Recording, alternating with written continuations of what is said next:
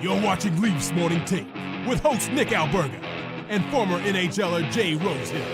The show starts now. All right, what's good, everybody? You know it's a big day when this dude's in studio with me. It's Jay Rosehill. What's up, buddy? What is up, dude? It is draft day, finally. Pretty exciting. Figured we'd fly into town and why not buzz around a little bit. Hey, Vicky? What'd you guys do last night? Caught the Jays game. Another loss after. Oh, they almost came back. It was close. We were roving. I heard you bought an around. Okamoto jersey. That's the rumor. He dingered, didn't he? No. Yes, he did. He's sick. We were just buzzing around the whole place, looking at the reno, watching it from all different kinds of spots, but they almost came back and close but no cigar, man. I did see your tweet. I agree with you. A very underrated ballpark, but when I go there, I just stand in the outfield. Like it's like being at a bar and watching a baseball game. It's unreal. It's such a sick barn. Like, I'm standing in it. The roof's open. You're looking at that CN Tower, and I know that people are from here or whatever. It gets stale, and it's a tourist thing, and you just get used to it. But, like, to be down by the water and have that roof open and have that goddamn tower towering over the stadium, like, it's one of the coolest things in sports, and I don't think it gets enough credit. I think it's, especially obviously in the summer when the roof's open, it's one of the sickest places, and I think the reno we found out last night is pretty solid. Pretty unreal. This show is a presentation of Bet365. Download the app today. Must be 19 plus, Ontario only. Please play responsibly. Pretty crazy considering the countdown, considering the night you and I were last together actually in this studio space when the Leafs won the draft lottery, and they're going to make this pick tonight, man. Can you believe it? It is nuts, dude. I was thinking this morning, like, it might have been like 2 years ago or something.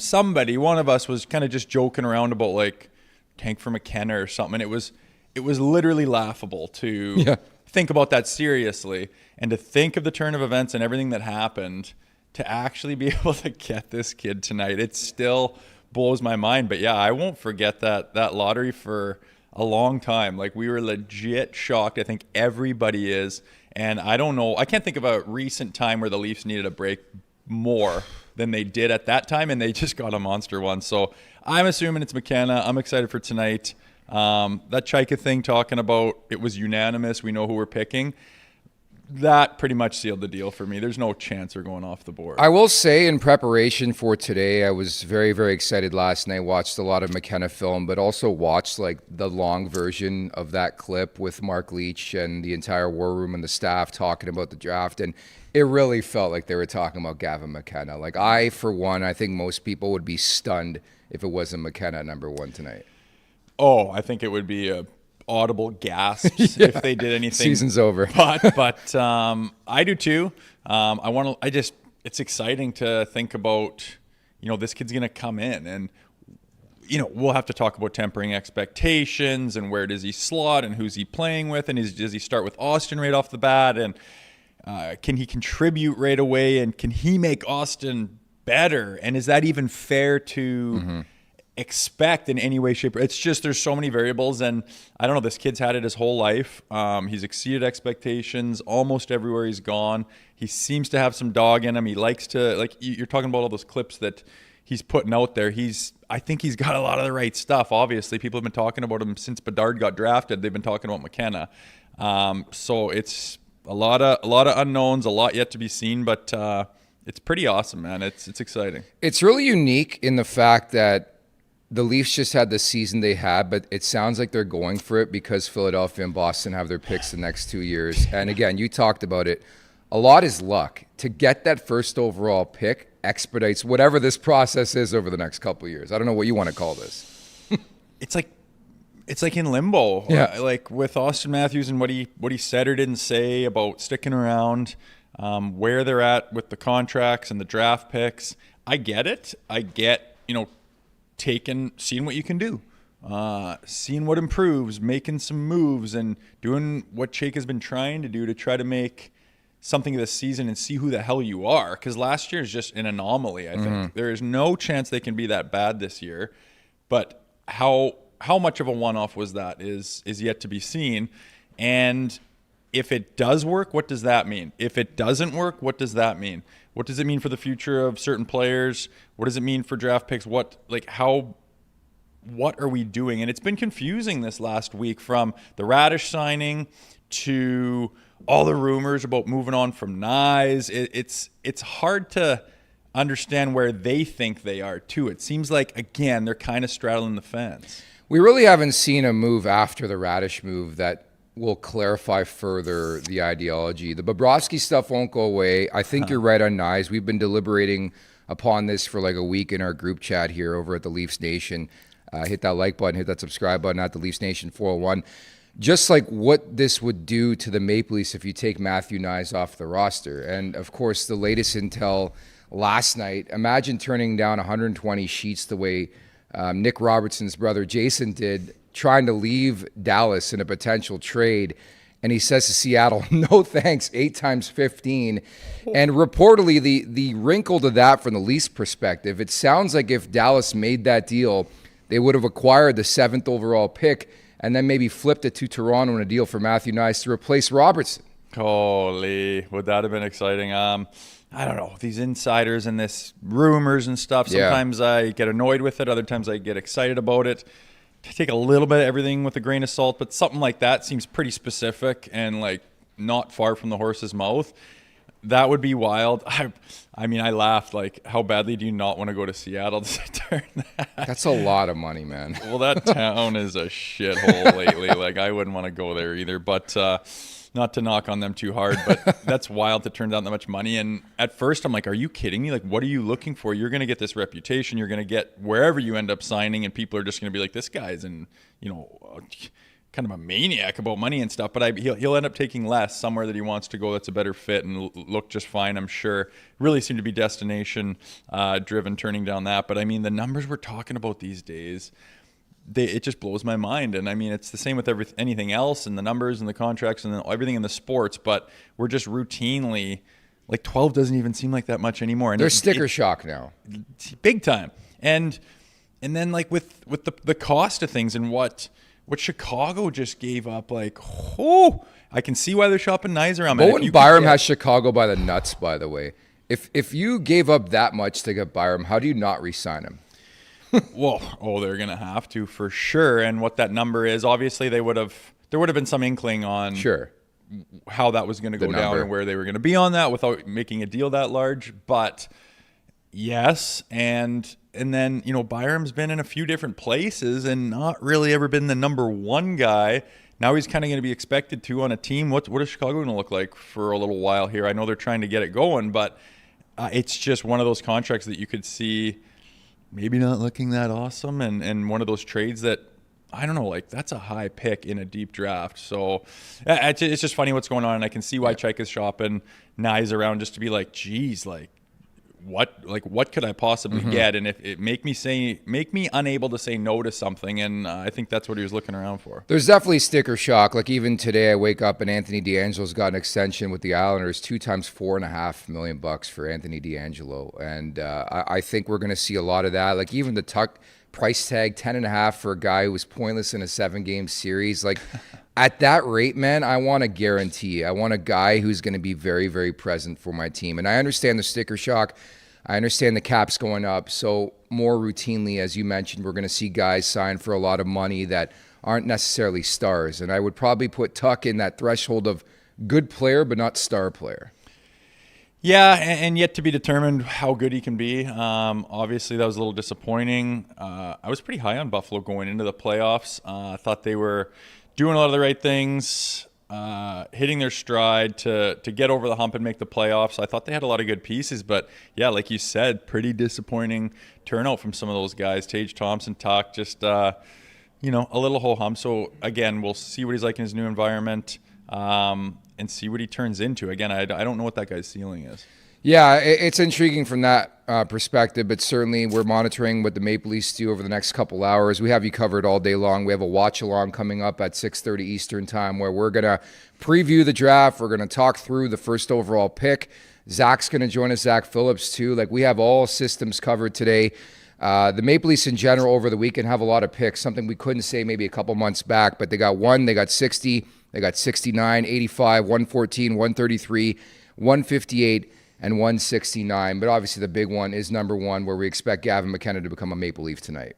Yeah, it'll be exciting. Kind of a, it's kind of historic, right? And you look back at the players and the picks and whatever else that's gone on as far back as you want to go with the Leafs history. And there's little stamps in time where things happen. And tonight's one of those things. Again, I think it's a foregone conclusion. It's going to be Gavin McKenna, and it's just the start of, I don't want to say a new era, but it's a little pin in time in the calendar of something special that happened here for this organization. And I think everyone's pretty jacked up again. I cannot believe that. I thought they were going to lose their goddamn pick to Boston. Like what was it? 58% chance. Yeah. And they got the number one. It blows my mind. And like I said, they needed it. It's going to be exciting tonight. We'll be here all day and doing the show live and get some more excitement going. Our Super Chat charity partner is Sick Kids. Want to make sure that your question or comment gets on the show. Hit us up with a Super Chat. Proceeds from our Super Chat will go to Sick Kids, ranked the #1 research-intensive children's hospital in Canada and third in the world. The draft is here. As you know, the Nation Network has you covered. Coming up tonight, The Sheet with Jeff Marek will be going live from Toronto right here with Pierre McGuire, who will be joining us in about 15 minutes or so for pre- and post-draft coverage, plus custom player profiles for each first-round pick. Additionally, as mentioned here at the Leafs Nation, we'll be doing a watch-along starting tonight at 6:30 Eastern Time. The link's already up here at the Leafs Nation 401, so check it out. Plus, Canucks Army and Barnburner from Vancouver and Calgary doing their thing too. Follow every pick, every reaction, and every future hockey star with the Nation Network. And looking forward to Pierre McGuire hopping by in about 15 here, Rosie. Me too. He's been a busy man. Him and Jeffrey running around with our boy Vic. So always like talking to him. Me and the boys after the game were talking a little bit about Pierre, and he's one of those genuinely caring dudes, and I got that right away when I first got into the league and was talking to him a little bit. And it's good to see him doing this stuff with us, and excited to talk to him, not just today, but tonight during the draft stuff as well. Meantime, free agency madness is coming, and Daily Faceoff is your destination once again for every move. Join Jeff Marek, Tyler Remchuk, Carter Hutton, and Dave Pagnotta live in studio July 1st for the Daily Faceoff free agency special. Live coverage starts at noon Eastern on the Daily Faceoff YouTube channel and socials, with a stream available on Puckpedia X. Don't miss a second of the action. I'm not sure you're going to miss much on July 1st, man. Jaden Schwartz, maybe. Isn't it funny how that tumbled, man? Like, we were talking about it forever. I've mentioned that before, I guess, but like, I was, excited to have some cap space and have this really deep free agency, and it's just turned out to be pretty underwhelming. But on the flip side of things, this has been a pretty exciting, lead up to the draft and all the action and rumors. And I don't know if it's done or if other things are going to happen or what the rest of the summer is going to bring. But I don't know. We were talking yesterday about, remember when not Gupta, what was the guy's name Sonny Mehta, I messed his name up. Remember when that was Don't repeat that. Remember that was like the almost foregone conclusion. Like, we talking about the doctor from CNN? Yes. Sanjay Gupta? No, Sonny Mehta. That is easily confusable. You got to give me that. Right. But how far we've come since then, since everyone was talking Sonny Mehta and what this thing looks like now. I don't know, like, so far, I mean, Hiller was a surprise. That was out of the blue. I think they are really getting good at keeping secrets, and I don't know if all these rumors are a little bit of deflection and throwing shade and smoke and mirrors, or how much of all I know is that this has been interesting. I'm still on Team Chayka saying, Cook, man, do your thing, see what you can do. Until he proves me wrong, it's just exciting, and I can't really argue with too much that they've done so far. Yeah, I'm with you. Wait and see approach to this whole thing. I mean, I'm waiting for the third press conference here for Jim Hiller. They had a second yesterday. I don't even want to talk about that because he pretty much said the same shit and included Spirit again. We're talking Spirit in this market. He had that is his tagline. Hey, Spirit. Hey, if we ever have to change the name of this podcast, one day could happen. I think we got to use the word Spirit in this podcast title. That would be cute, but not to knock on him. Sometimes a word or a phrase sums things up for a guy or makes sense, and he's used that word. That's fine. Again, I get what he's talking about, and we were talking with Vicky yesterday going into the Jays game. Like, what does that mean? How are they going to play?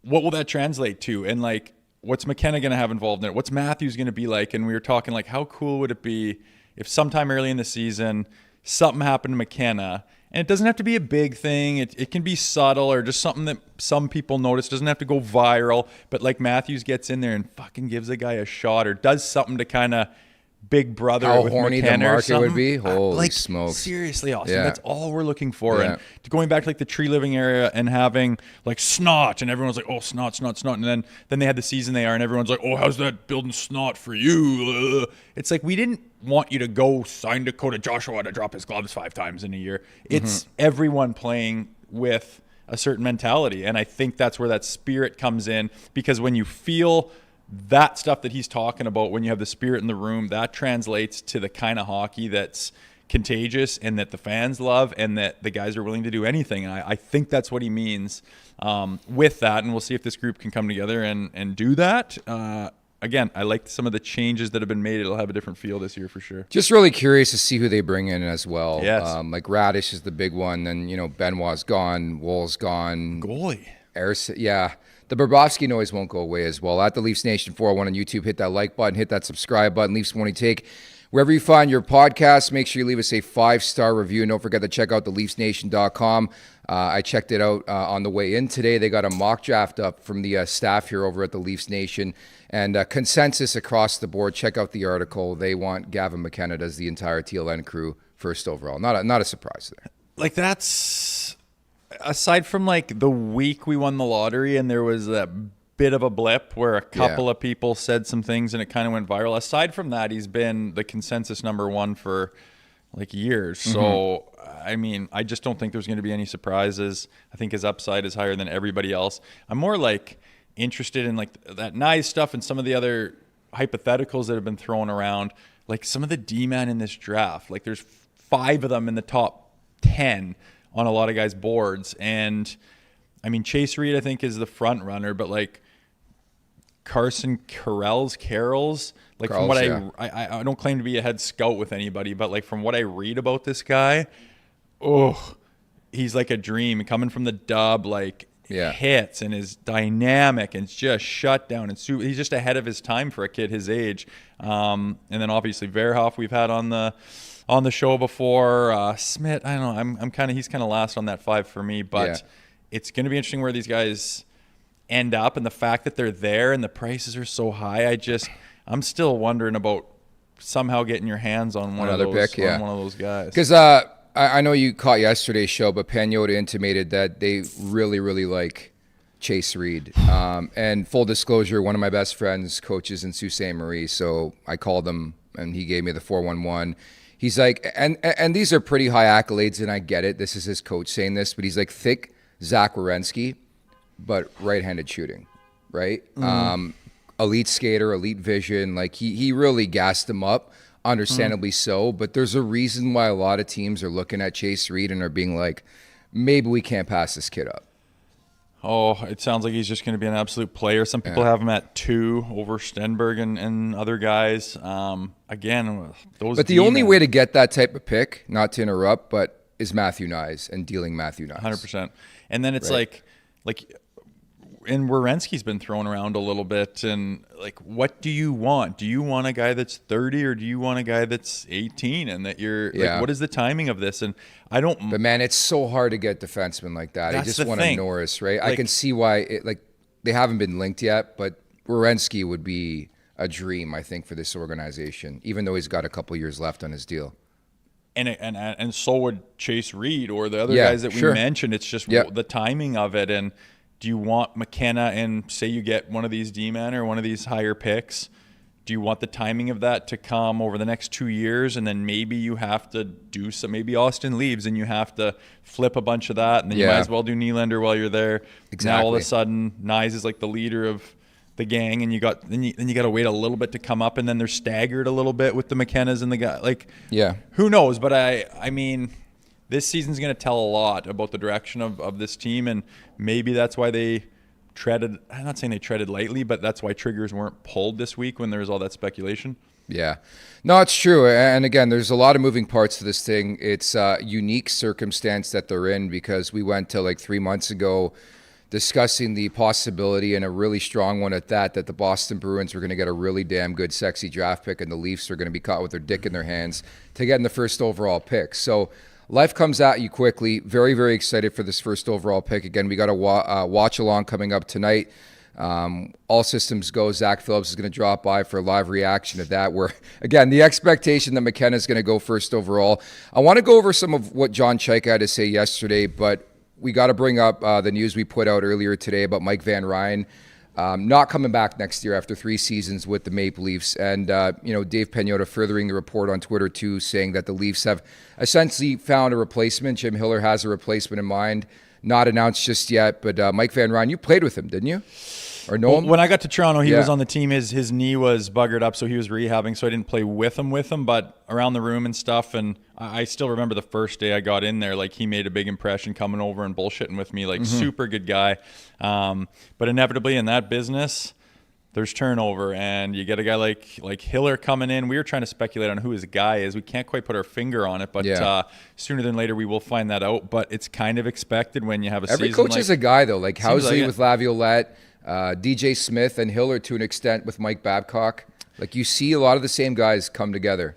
Yeah, and when you've been around a little bit, you have experiences, and there's knowns, right? Like, you're going to hire someone, you don't know who this guy is, you don't really know what his philosophy is, you've never worked with them, you're not sure how he is as a person. Like, you're spending a lot of time with these guys in the offices and meetings and going over stuff. So familiarity is huge, and for that reason, Van Ryn's out, and Hiller's going to bring in another guy, which will be announced shortly, I'm sure.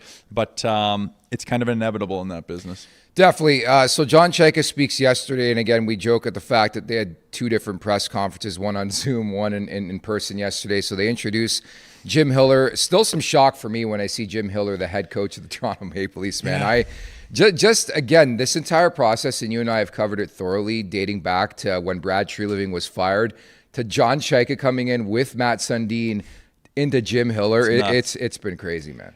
And, like, what overshadowed, was it the Radish or was it the Wool trade overshadowing the Hiller? Like, the Hiller thing was like a 2-day buzz. Yeah. And you got to, like, remind yourself and go back to, holy shit. Like, when you think about the process and how long it took and how much buzz, and like, people that don't even follow hockey are asking me who the Leafs are going to hire as a head coach. And there's, it was kind of all over the map. We didn't know what they were looking for. The one thing that was for sure is they covered the gamut in names.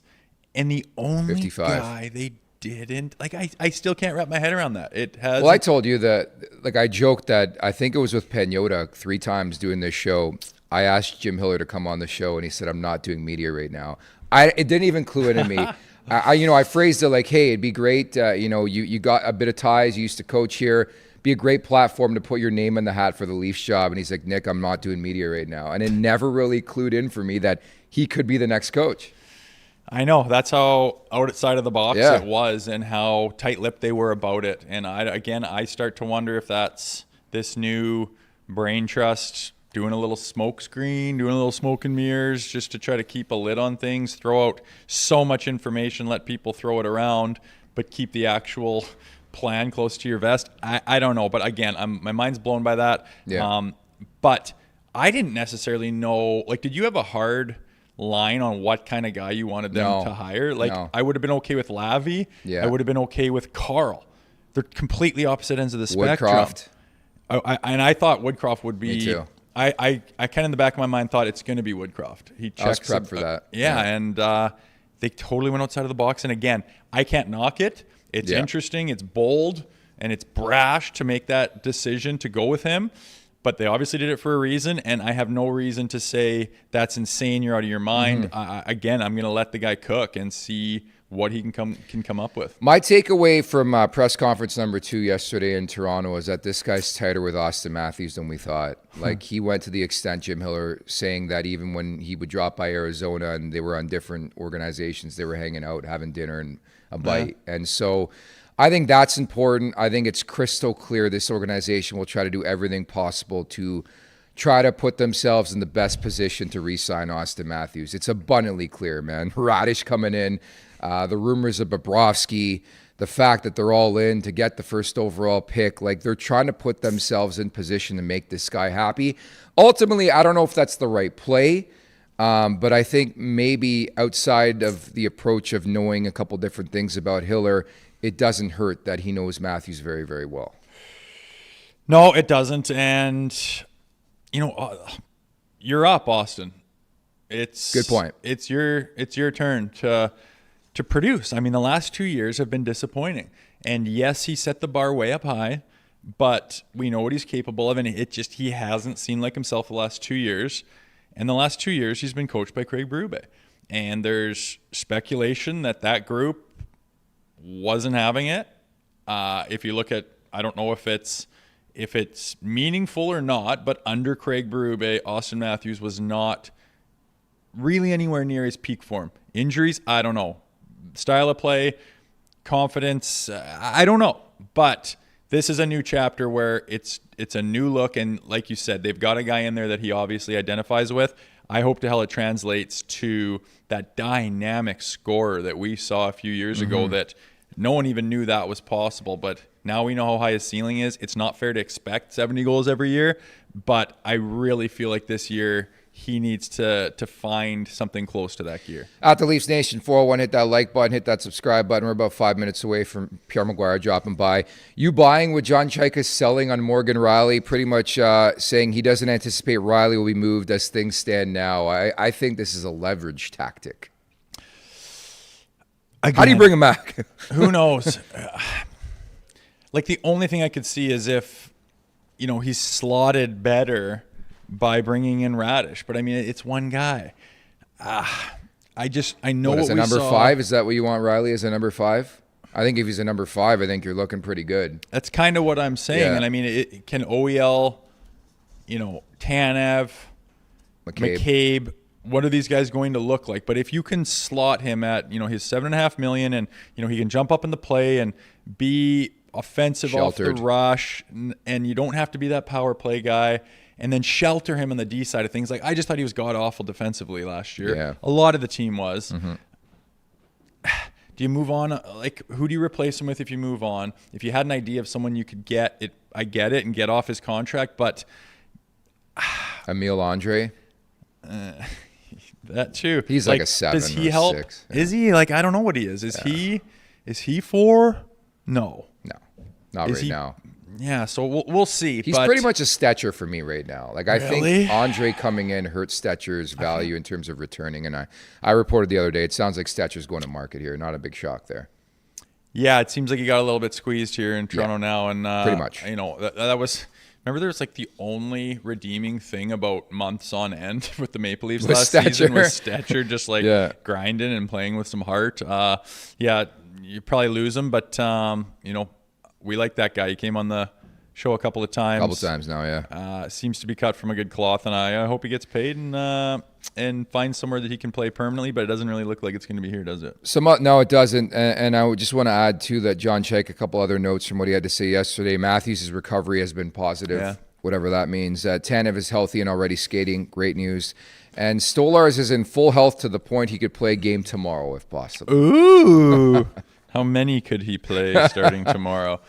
That's all good news, man. Nothing on Domi, which is interesting. That has gone completely quiet. Yeah, scary. Only wishing for the best as far as that. Some tweet some stuff out where it seemed to be in good spirits, so take that for what it's worth. But those injury issues, they're big. And the goaltending situation, you're talking about the Bobber rumors not really going away. What would that look like? What's the max term you would give to Bobber? Like, I think 0 years. Get him. Well, some people are saying like 3 is the threshold, but he's going to want. It's going to be up to him and what his expectations are. But the Tanev thing, like, I don't know. I can't help. What did he play last year? 11, 15 games? 13 games, I think. Like, nothing. Yeah. And tried to come back and got bonked again. I worry to hell that he's fragile. And he seemed fragile last year. And didn't hold up, obviously. So, I mean, I think you forget about what it's like when he's in the lineup and when he's healthy. And people knock the back end and people knock the Leafs in that season and everything else. I think people forget what the back end's like when he's healthy, then the addition of the other pieces and where everyone could be slotted. There's reason to believe it could go very well. But again, the health of certain guys is going to be paramount. The crease too, like, I understand why the Maple Leafs, a lot of reports suggest they're looking for help in the crease. You've got to equate for 84 starts. It's no longer 82, so you add 2 more.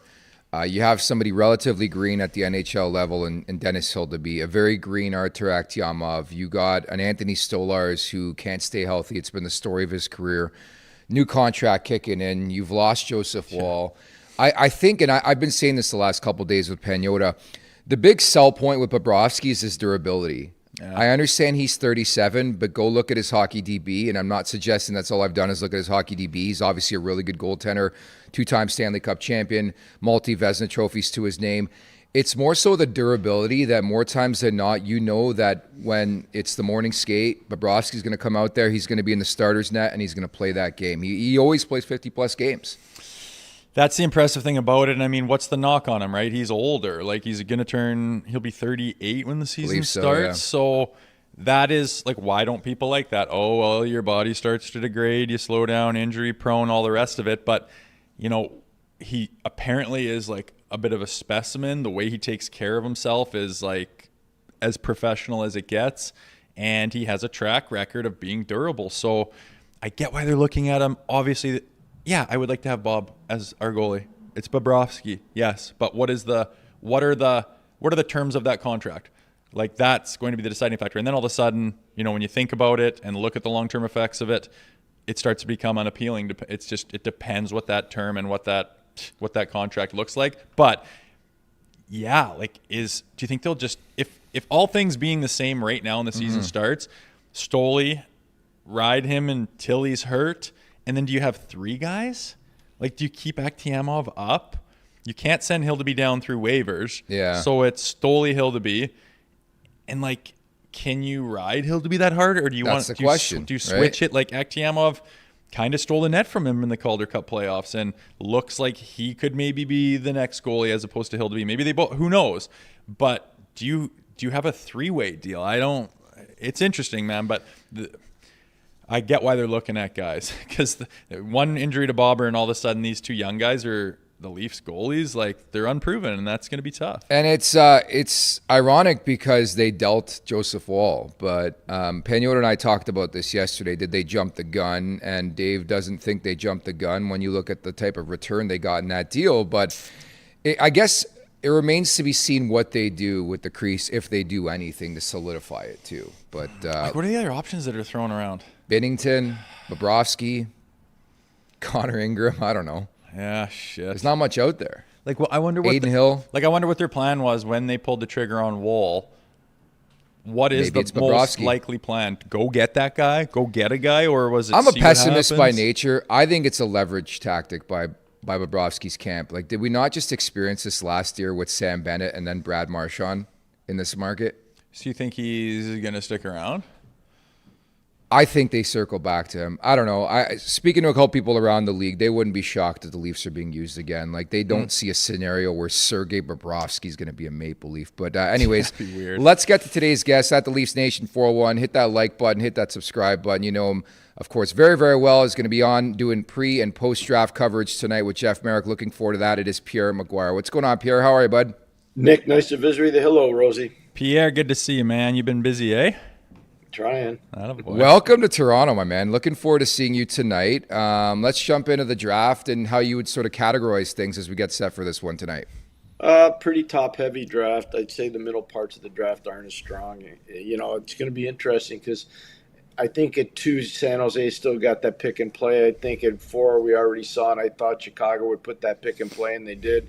I wouldn't be surprised to see if 5 maybe got a little bit of attention from the New York Rangers. So we'll see. I think there's still some room to be played with here in the top 5. And let's see what Buffalo actually does with 4. I think it's going to be really interesting to see how this whole thing shakes out. Yeah, and I mean, I don't know. In my mind, Pierre, maybe you have different thoughts of it. I feel like it's a foregone conclusion they're going to pick Gavin McKenna. If they do, and you agree with that, what do you think the expectations for him coming to this market and being a part of the team would be, being as, you know, we know his background, how allotted he's been for several years, and to go number 1 overall in this market? What do you think are fair expectations that they do, in fact, pick Gavin McKenna? That he's a competitor for Rookie of the Year in the National Hockey League, especially if he's going to play on the left wing, let's just say with Austin Matthews, or let's say he plays on the left wing with John Tavares, or let's say he's on the first power play. There's going to be extremes amounts of pressure on him. Jay, as you know, you've been a Toronto Maple Leaf. You know what this market's all about. You know the expectation level on young players. Look at what happened with Austin Matthews and the expectation, especially after his first game. There's always high expectations. It's a lot like what Sidney Crosby went through, what Connor Bedard went through. You look at Alexis Lafreniere in New York. I mean, all first overall picks, there's always a huge demand and pressure. And I think he can measure up to it. I don't think he'll be intimidated by the moment at all. He took a lot of, I think, courage and guts to do what he did last year, leaving a very comfortable situation in Medicine Hat to go play in Penn State for Guy Godowski. That's not an easy thing to do. And his numbers obviously weren't as great as they were in major junior hockey, but it's a whole different level of play. Pierre, what do you view his ceiling as? Like, I think Leafs fans want to know what ultimately you think Gavin McKenna could be down the road. Well, I hate to do this to the kid, but there was a guy that went in 2007 with the first overall pick named Patrick Kane. I'm not saying he's going to be as good as Patrick Kane. We'll take it. But I think if he could be a similarity type player to Patrick Kane, that would be good. I think back to that draft like it was yesterday, and, it was Patrick Kane going 1, and then it was James Van Riemsdyk going 2, and we could have the very same scenario here. That was in 2007, the last and only time in the modern era we had 2 wingers go 1-2 in the draft. I think you're going to have that this year with Ivar Stenberg, and Gavin McKenna going 1-2. So I think you're going to see a lot of the very similar things. I don't think he's going to be as good as Patrick Kane, but there could be a similarity to it. And, you mentioned the expectations and pressure coming to Toronto. Do you think that's offset a little bit by the fact of, what Toronto has? You mentioned, Matthews and Nylander and Nyes and Tavares, and, he's coming in. It's not like he's all by himself in this team that's just done a complete rebuild. He's got pieces around him. Do you think that'll help facilitate, an easy entry into the NHL for him? 100%.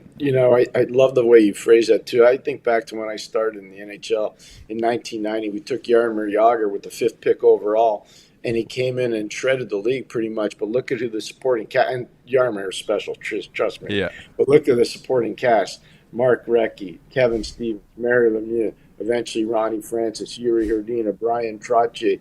I can keep going, Joey Bowen. I can keep going if you want. And so, the truth is that it sometimes helps when you get into a situation that's got better players around. I had a 19-year-old that was a 2nd overall pick, Christopher Pronger, and he made all-rookie team on a team that was not a playoff team in Hartford. But I'll tell you one thing, if he had gone, let's say, in that era to the New York Rangers instead of the Hartford Whalers, wow.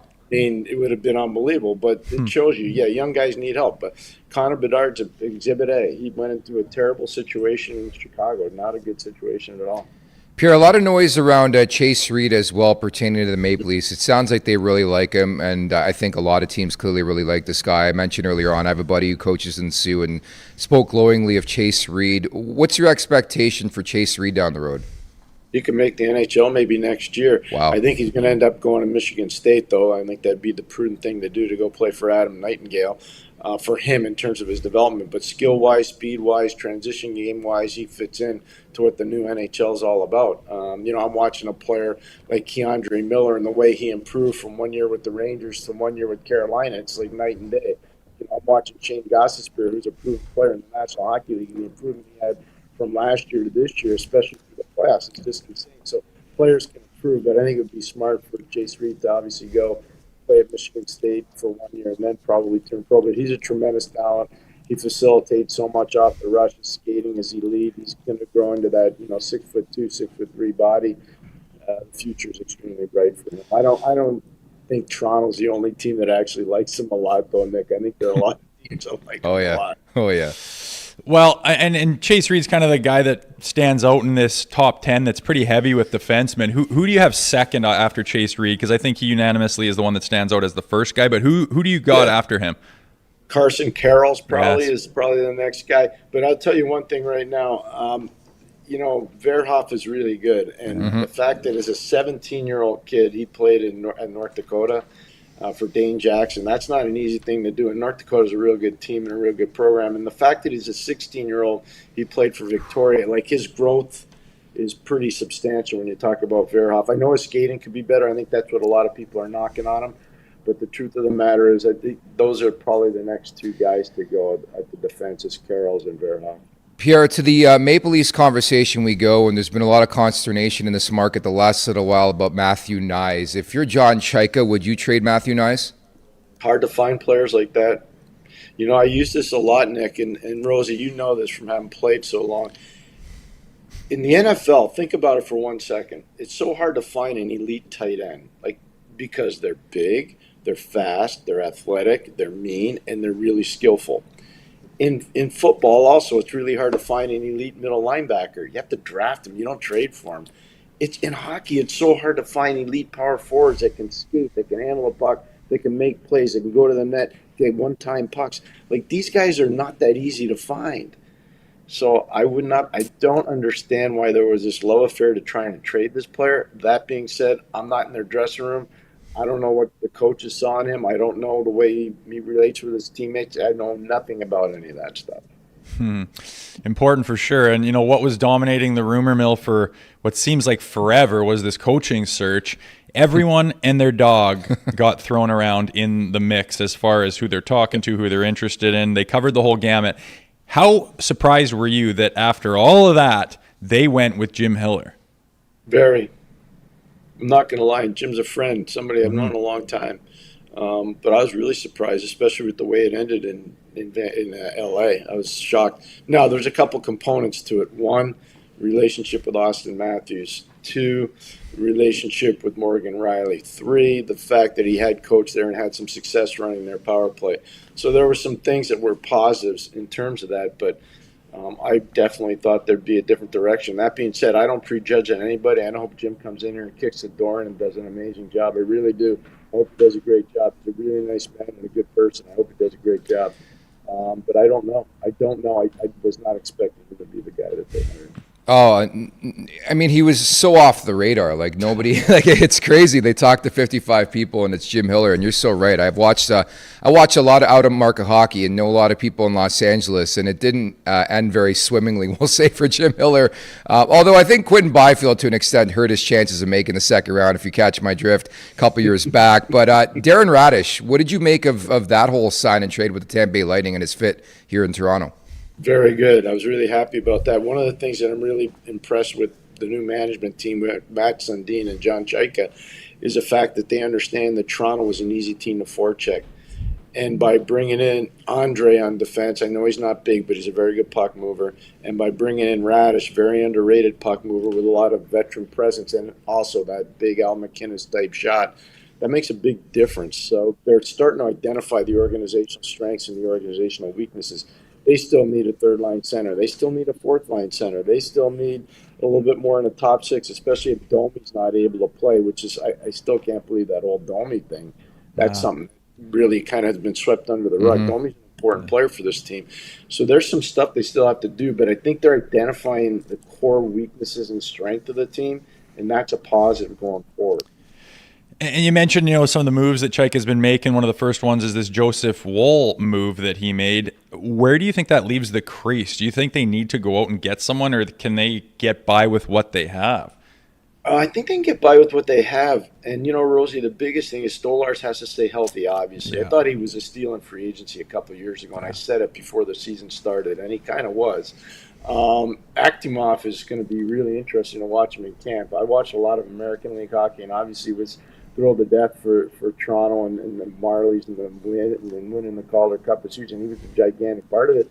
Played ahead of Hildeby, and I think a lot of people thought Hildeby was going to be the guy that was going to come up and play it before he did. Yeah. So it's going to be interesting to watch. I don't like to prejudge, especially when I watch a lot. And I think guys that don't have big names, it takes a little bit more for them to get an opportunity. I think this kid's going to get an opportunity. He might surprise a lot of people. Here's a fun question to wrap here, Pierre. If you're John Chayka, who's one player you're calling on right now in the trade market? Whew. That's a great question. Can I get Mason McTavish? Probably not. You can call about him, You though. can call, but probably not getting him. That would be something I would have interest in, because if you look at the slotting, just the slotting for Toronto, you go Matthews, you go Tavares, and then you have Mason McTavish. I'd be pretty happy with that. Pretty damn good. Pretty happy with you, my friend, and looking forward to seeing you tonight on the broadcast. Appreciate your time today. Have a great day. We'll see you later, okay? Nick, I had to come on when I heard Rosie was here. Hell yeah. That's why I wanted you in studio, Pierre. I didn't want to get punched in the mouth. Why would I punch you, Pierre? I'm excited to see you tonight, dude. I'll see you guys later. I Okay, but- I got to be honest. I'm jammed with so much stuff. I started All good. today at 6:35 this morning, so I apologize. but You're I'll see you good. You're good. I'm just Appreciate teasing it, you. man. Thank you so much, Pierre. I'll All see you right, later, bud. boys. See you tonight, Pierre. Take care. Bye. Bye-bye.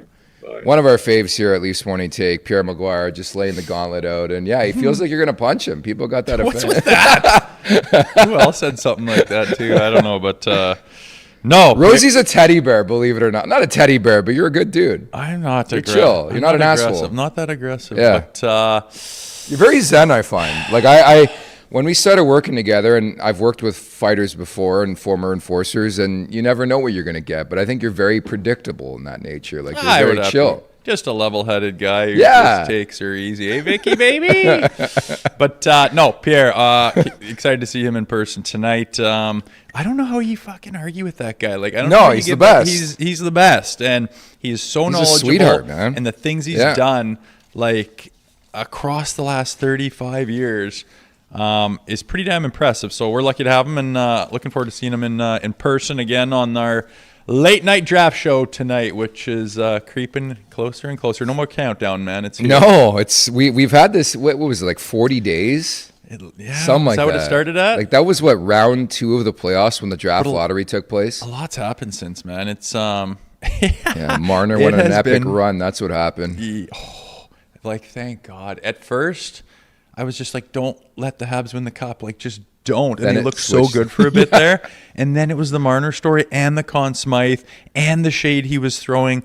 And just like the draft, it just went our way somehow. Dude, I was asked Turned what the out all turning right. point I thought was of that cup final. It was me attending Game 3 of the cup final, where Marner had the game of his life with me 10 rows away. Fuck, he was playing good for a while, man. He That was half clapper just on the wing, you gross. kidding me?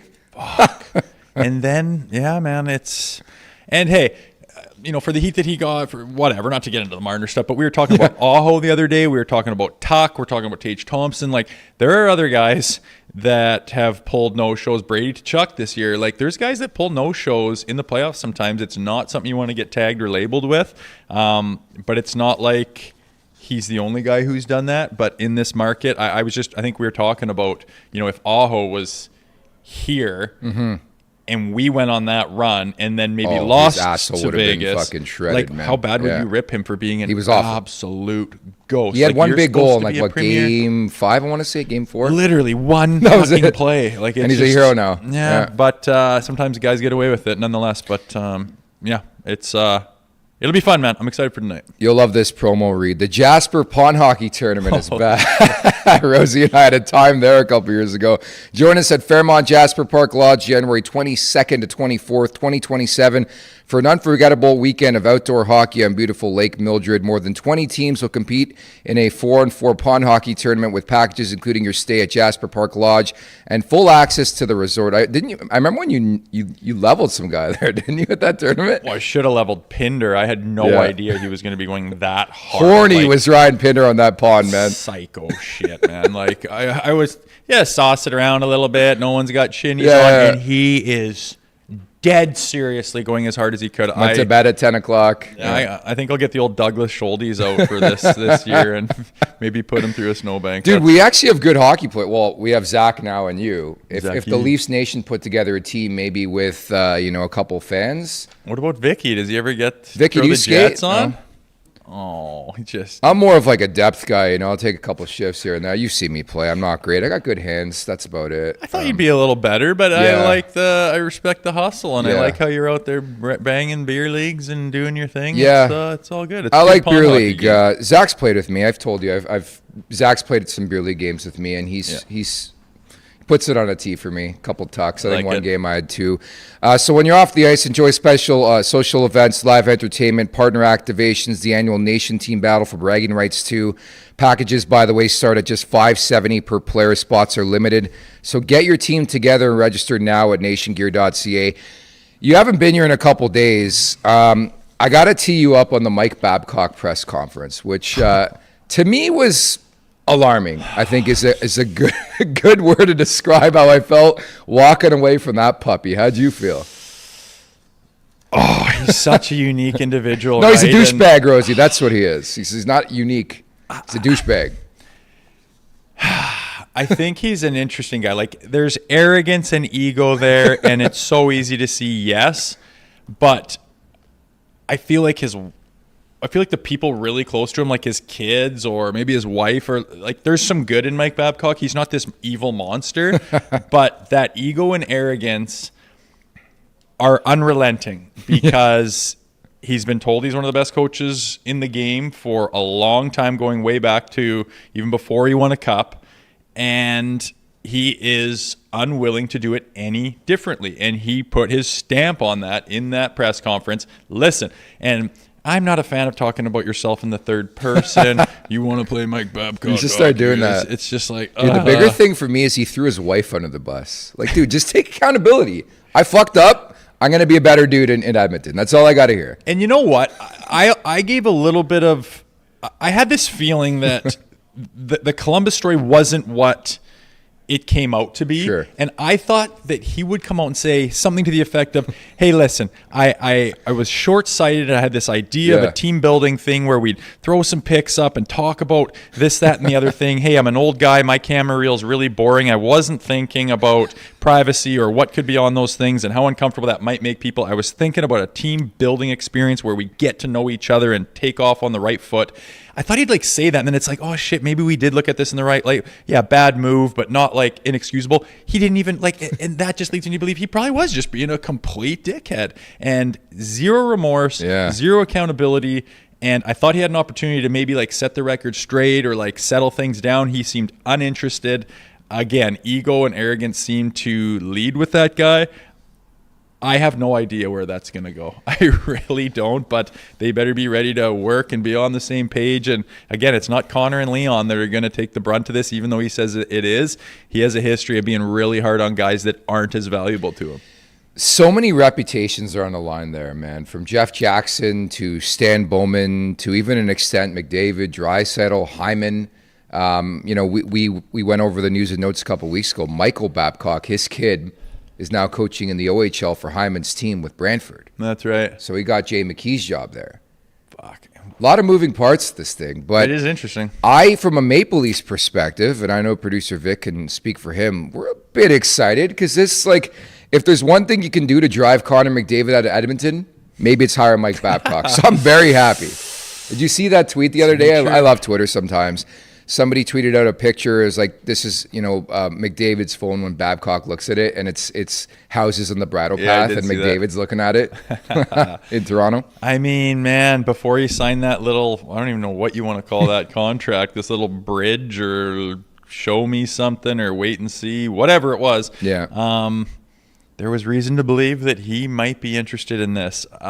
Maybe that's another one of the reasons why they're not really tearing it down right now and they're waiting to see what happens. I mean, the timeline with Matthews and McDavid, it lines up. And again, just the fact that he's from here, is here in the city in the summer, all the rest of it, there is better than a sliver of hope that can happen. And I just think as time goes on, and you know how fast a season goes by, that sentiment's going to get louder and louder. Not to mention the common denominator between McDavid, Matthews, even Zach Werenski is the agent, Jed Meldaver. Just think about that. I don't think it's as crazy to think about the perspective of Connor McDavid. Toronto and mine are going elsewhere in a couple years, and even next summer. Like, it's cup or bust there. If they don't win the cup, they got to decide. It's got to be July 1 for me at least. Hey, Connor, are you staying? If not, we got to get something for you. It's 1 year, is it not? Oh, I think so. Yeah, and I think that was why he did that deal the way he did, because give me X amount of time to show me, and then after that, with a year left on my deal, is when it's going to be lights. And what would that trade look like? 8 Matthew Nyes? Nice, Cowan, Danford, like McKenna. And everyone would want McDavid, obviously. Sure. But if you have to give up what they could Seattle demand, what are you left with? Yeah. And does Connor want to go there if you're like, you just gave away all of your good players for me? Yeah. I don't know. And would it mean as much? Like, it's Stanley Cup or bust for Connor too. Like I bet you that kid can't even fucking sleep or think straight, thinking about ending his career without a Stanley Cup. It's just not an option. But would it mean as much if he went down to San Jose and won one?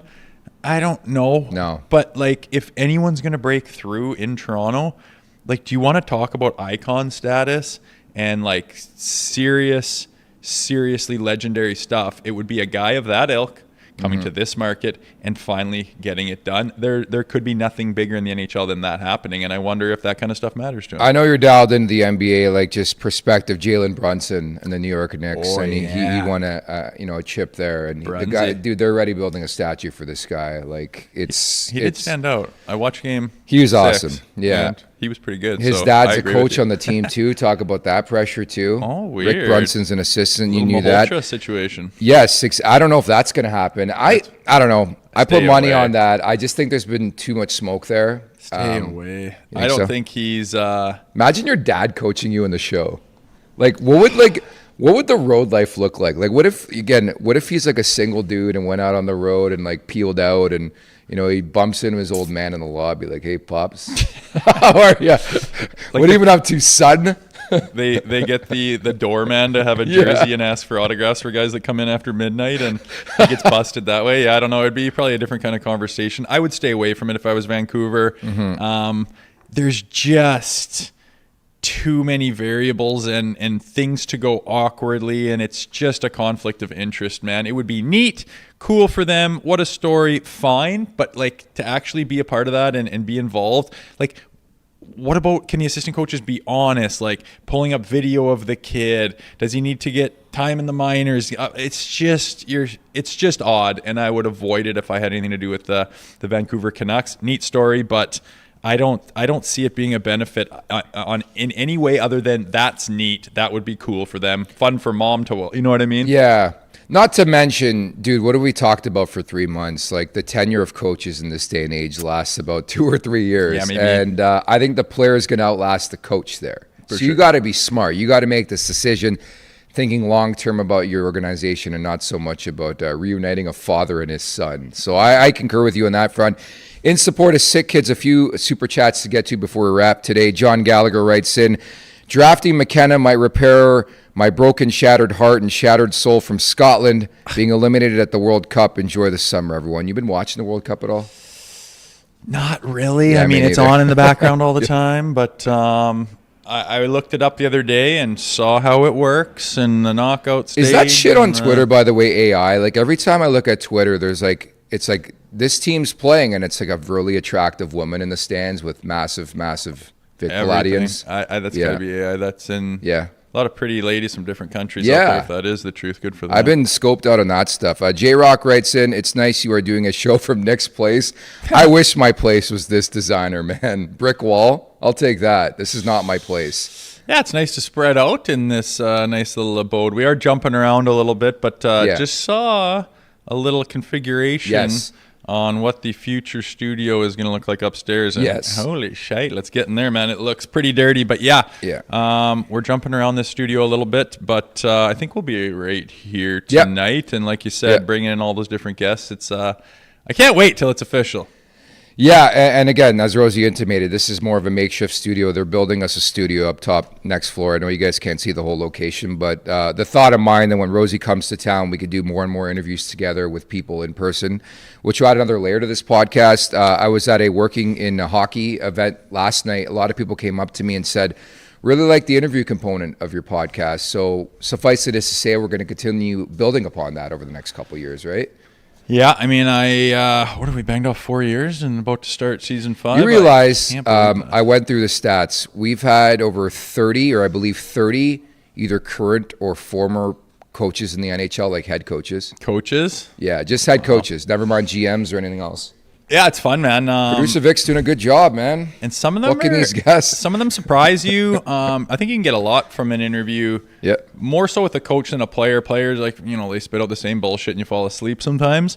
I think with coaches, you get a little sentiment about what they're all about and you get their personality. And coaches always, their coaching style is reflective of their personality. So I've enjoyed that, the fact that we've had that many guys on over the years and talked to them. It's been fun, and I don't expect it to stop anytime soon. Joe writes in, "Rosie, spot on. Leafs organization has seriously bought into subterfuge." that a word? Centrifuge? Subterfuge. That's not a word, is it? A ton of leaks out there that are nowhere near the urinal. I don't know. Yeah, we'll see. It's so far. I feel like, isn't it odd that like Sportsnet owns the Leafs and there's insiders for two different companies and everybody else, and it's.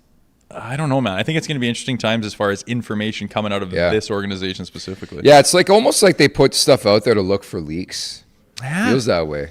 Yeah, like the old, like, isn't that like a mafia move or something? Tell one person something, and if it comes out, you know who leaked it, like that kind of shit. Yeah. It seems like, I don't know, the biggest thing is that Hiller thing. How in the hell did you guys keep that on the down low? Like, literally...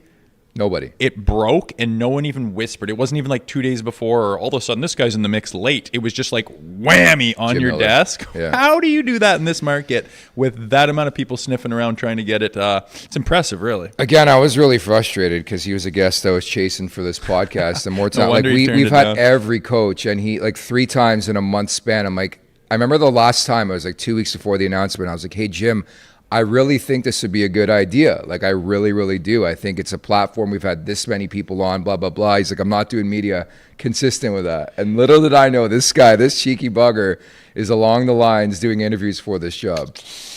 That is interesting. You're like, geez, buddy, what the hell else I is know, like, going on? yeah, Like, I know. Seriously. Because more times than not, I think we've been very successful in using us as a platform for various different openings, GMs, coaching positions. Like, people understand it's the Mecca. I mean, we've grown a big following that people would tune in or look at our interviews, and it would enhance your ability to potentially get the job. That's why we had DJ Smith and Gerard Gallant and Peter Laviolette came on this podcast. Carl, I mean, it's been an endless amount of people that understand the platform. And so I wish I'd tuned in and been like, you know what, Hiller's not coming on because he's in this process.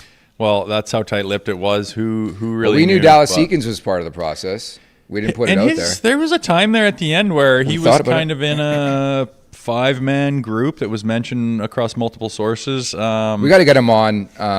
But yeah, we did know for a good, decent amount of time that Dallas Eakins was in it, but we wanted to protect him a bit, which is fair. You don't want to, especially in that process, there were no leaks. I mean, we just talked about Jim Hiller. But it would be cool to do, and obviously it stings a bit for anybody, but I'm sure Dallas clearly won the job, didn't get it, but one day to do like sort of a dissection of the whole process. Oh, I'm sure we'll talk to him again sooner than later. But he's the best. I don't know, man. Your phone, I would like to see some of the incessant bothering you do to these guys if to get them on. I call it being good at what I do, Rosie. Hey, whatever gets her done, man. The guest list is what it is. Persistence. And it's one of those things that makes our show, I think, stand out. So yeah, good on you for that. I just wonder about your tactics. Who's the one guest that we've had on this podcast that you were like floored, you couldn't believe was coming on? I think I know the answer, but... Well, Wayne Gretzky. Remember I called you? I'm like, dude, Wayne that was Gretzky early. just called me and he's coming on this show. And you're like, sick. no way. I was nervous for it, dude. That was the first year.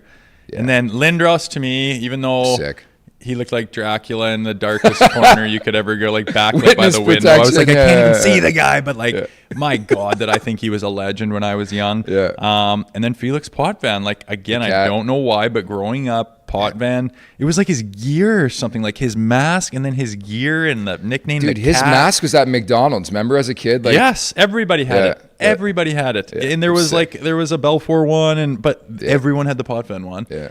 And he was just a legend to me. So when we interviewed him, that was pretty awesome. Yeah, we've had a few, man. And it's Producer like Vic, said, man. Just the entire process looks at Producer Vic, the new dad, by the way. ODog 1967 has a couple super chats here. Trade first to Buffalo or Van and load up. You need that cornerstone D-man that they do not have.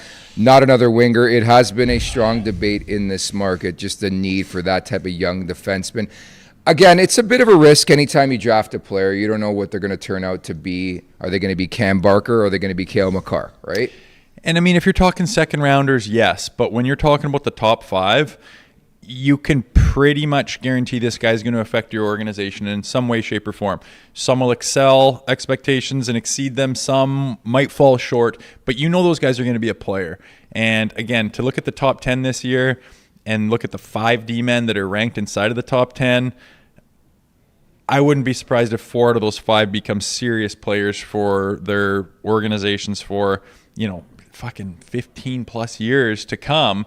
And yes, I would love to have one of them. They don't grow on trees. It's so, like talking about Werenski and stuff, to get your hands on a player of that caliber on the back end where they literally control play and are difference makers from back there, you just don't find them. So I've wingers and Stenberg and stuff, fine. I think you got to go with McKenna, but you have to. Those fucking D-men, and I'm curious to see that, Pierre, right away, Carson Carroll's, boom, and that guy he's banging and he's hitting and he's big and he's mean and he's rugged and he's skilled and he's fast, and it's just good God, I would love to get one of those in Toronto, as, Morgan Riley's been that guy the last 15 years. It gives me a lot of confidence. I'll say this, just to wrap on the draft conversation, that Mark Leach is headmanning this operation. Just go look at the Dallas Stars, and he was part of that committee attached to the hip of Jim Nill for so many. Dude, they got so That's many. not spoken about enough. I know. That he's running the show with these things, and obviously we don't have picks. I would have loved to know, we talked about off the top of the show, the Seattle-Dallas deal. If Dallas got the 7th overall, there was a potential Nyes could be flipped to Dallas. What the Leafs could potentially get in that type of return? Would they be looking at a Maverick Bork? Who knows Dallas better than Mark Leach? That's true. He would have the inside scoop, man, on. Yeah. On, no, you don't even have to do your due diligence. That guy knows. Yeah. And, that would be interesting. Again, it would cost you Nyes. I don't know what's harder to find, a Nyes type of power forward. People call him a unicorn, and maybe his stock has been blown a little bit here. Dude, I was talking Toronto. to somebody last night. Him. Who's the cream of the crop right now in the NHL? It's the Florida Panthers, especially with Brady Tkachuk. Oh and you're telling me you're going to take a Matthew Nyes, who plays a heavy game, and I know I got pushback on Twitter. People were all chirping me, and it's you take Matthew Nyes off the Leafs. It is so hard to find a guy who plays that way, especially in a division with Tampa. Buffalo's a heavier team with Florida. I'm not old school by any stretch. I'm probably somewhere in between now. I was big, into the tree living era, especially last year. I liked the way that team played. I thought they could have found success. They went to 7 games in round 2. But you take Nyes off the roster and you try to compare them to a Florida team, even picking up Hathaway yesterday, the most Florida addition ever, to complement the Marchands, the Bennetts, the Tkachuks. It's crazy, man. Honestly, I think that people have forgotten, just because of the way the season went. They went to the final 3 times in a row. They needed a breather. It was almost like they had a meeting and were like, guys, let's just shut her down this season and regroup. And people just kind of the Florida era is done in the East or in the Atlantic or in the NHL in general. Dude, adding Brady Tkachuk, who he's so far down the list on dogs on that team, and he's one of the top dogs in the National Hockey League. And then like you said, Hathaway they just add just for good measure. You forget Verhaeghe and Reinhart, Ekblad on they are going to make noise again. And people, you know how we went to snot, we're going to try to be the Florida Panthers, and we got some snot are going to go back the other way in our face. I think that they're going to do their thing again, and people are going to go, oh my God, we forgot what the playoffs can be like when teams are built that way. Do you think if the Florida had their best game this year, I'm not ripping the playoffs this year, but that was kind of easy. Missing, man. It didn't feel like there was a lot of war going on. There almost always is, just the blood. It was they're waiting 12 days. They swept everybody. This was kind of spirit. Yeah, it wasn't that intense. And I think if the Florida Panthers, people have slept on them a little bit, I could see them coming back to fruition and being oh my God, we have to retool our team because we have no chance in beating that one. Imagine a 7-game series against the Florida Panthers with Brady Tkachuk now, with a Hathaway, with a healthy Barkov. We haven't even talked about. It's scary. Again, we're talking Leafs Who's here. Their goalie? That's the question. We'll see. I still, in my opinion, I think they circle back on Bobrovsky. They're going to get somebody, whether it's Binnington. You can't sleep on Hellebuck. What if Hellebuck comes to Winnipeg and says, I'll go to one team. It's going to be Florida. Make it happen. And why would they not sign him, though, after what he's done? Yeah. Like you say, the longevity, being able to play as many games as he does, his durability, his ceiling, his consistency. Why wouldn't they re-sign him? Yeah. Even if it's a Marchandy type deal where it goes into the old fucking retirement stage, why wouldn't they? It's negotiation, I think. That's just my read on this thing. I've been duped too many times. You recall this time last year, we thought Brad Marchand was coming to Toronto the whole time. This guy's fucking doing the Mr. Burns laugh. There's no chance in hell he was coming, man. Literally Bennett. Remember the Bennett? People were like, Bennett's going to be a Maple Leaf, and then he just re-signed. So expect the unexpected. A couple more, then we'll wrap here. Odog 1967. I think you choose McKenna or Nyes. Who stays? That's a tough question. McKenna or Nyes, who stays? I'm glad you don't have to be put in that position because we don't have enough information to make that decision right now, man. Yeah. Jose Duarte, can't believe Toronto offered Nyes for Robertson and it was turned down. I don't think Jose was necessarily that. I think it was Robertson going to Seattle, the 7th overall as part of the package going to Dallas. And then Dallas is going to turn around, flip that 7th overall pick in a deal for Nyes. So do you think the only thing holding that back was Robertson saying, I don't want to go to that Chaz-infested dump? Specific deal, I think there would have to be, like, not to know too much about it, but I don't know if just the 7th would have sufficed for Matthew Nyes. I think they wanted more. Right. I mean, and why not? It was in their favor watching the Byram deal and things happen. Like the stock is high on guys, higher than anybody thought, and people are breaking down the different reasons why. There's not that much elite talent out there, and as much as free agency has dried up a little bit, it gave us this gift of all these rumors and different moves, and still potentially more things to break and happen. Not necessarily Toronto, but across the league. Still interesting stuff going on. It's fun. It's different. Yeah, it's got that different feel. I for one, am happy considering the way the year ended that we're ending, I guess, the calendar season on a bright note from the Maple Leafs perspective. The first overall pick. There's general excitement with the fan base again that you can't say that. Can you imagine? Watching that season was like, it was tough, man. Like, imagine the draft. Like, I wouldn't even be here. Yeah. Imagine watching this draft and the Leafs didn't have a first knowing overall. They don't even have a pick and watching Boston pick it and watching Twitter go nuts and do all these highlight reels of whoever the hell they picked sending them to everybody in this market. Yeah. It would just be a nightmare. But that goddamn number 12. Yeah. Beautiful. Oh, thank God. Like you said, yes, it's a very nice thing to have, man. It makes a lot of issues kind of go away or at least get masked for now. It's time now for the last call, brought to you by Bet365. The worst thing about hockey season is that at some point every year it ends. There's a lot of time between now and the first puck drop of next season, which feels like an eternity for those of us used to nightly games. The good news is that at Bet365 still had plenty of games for you, just none that require lacing up your skates. At Bet365 Casino, you can choose between hundreds of slots, live tables, and your favorite games. Must be 19 or older, Ontario only. Please play responsibly. If you're someone has concerns about gambling, visit connexontario.ca. Terms and conditions apply. I'm going back to the Blue Jays tonight. It's even money right now against Texas, game 2 of this 4-game set. Patrick Corbin's on the hill. Give me the Blue Jays money line. They got to win this one badly. That's what I was going to pick. Perfect. I felt like their bats were just heating up, and then they ran out of innings, so they'll pick up where they left off and see if they can get that one back. Okay, bud.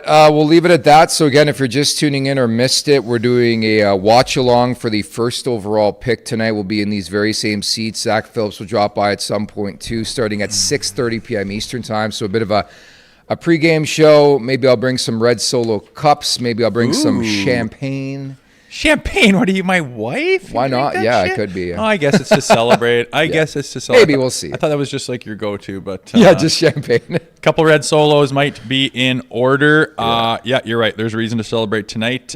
Can't wait. We'll be here and start next season off with a bang, I guess. I can't say I would celebrate if it's not McKenna. I would be in a mood if it's not like they're going to go Stenberg. I could the only way something would be surprising is if they had some really unexpected creative trade that had who the fuck knows. Yeah. But I just don't see for it, McDavid. man. And now after they've said what they've said, Chayka, unanimous. There's nothing about that would be unanimous. So they're going with McKenna. I'm just going to go ahead and call it right here. And I get why I think I would do the same. Sounds good. Thank you to Pierre McGuire for dropping by again. The sheet with Jeff Marek and Pierre McGuire will have a pre-draft show, a post-draft show. So we got everybody covered here over the Nation Network. A full schedule. You gonna get in on a little bit, Vicky?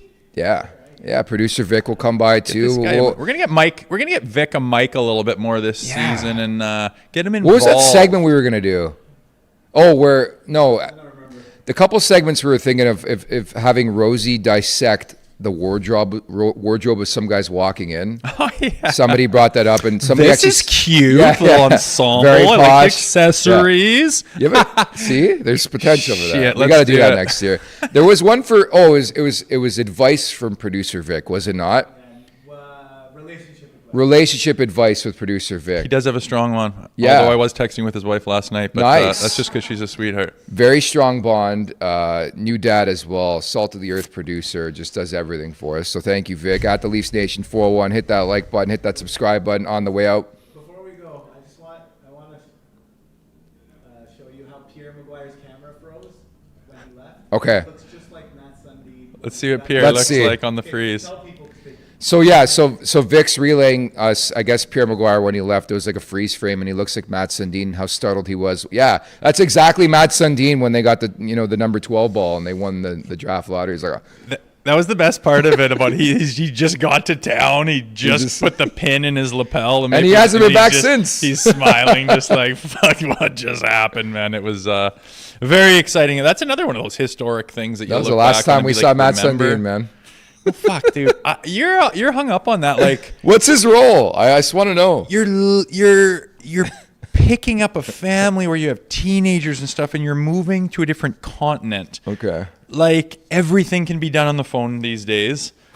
I don't Zoom. know. I just who says he's not in town? I'm sure he's got to pop back a lot and do all kinds of logistical things.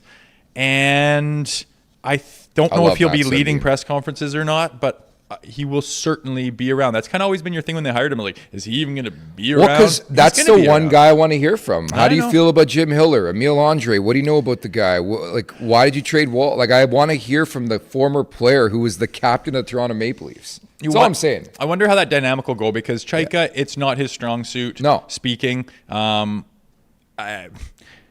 Not trying to be rude or anything, but just seems to have one of those personalities where your mind works a different way and it Yes. doesn't really come out off the tongue all that well sometimes. A little bit frazzled, a little bit nervous, but I think Matt's could alleviate some of that. I just don't know what their behind the scenes conversations have been like as far as who's taken the lead on what. Mm-hmm. As of right now, it seems like Chayka, and honestly, how much do you really get out of some of those things? True. I don't care all that much. They're not trading Riley. That's what I got yesterday. Me too, man. I don't know what I think about that.